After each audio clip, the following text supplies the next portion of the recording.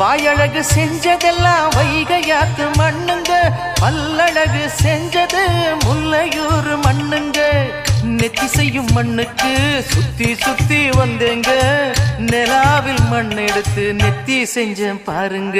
தந்தானே தந்தானே தந்தான குயிலே, சாமி தந்தானே தந்தானே என்னோட மயிலே. தஞ்சாவூர் மண்ணி எடுத்து தாமிரபரணி தண்ணிய விட்டு சேர்த்து சேர்த்து செஞ்சது இந்த பொம்மை. இது பொம்மை இல்ல பொம்மை இல்ல உண்மை.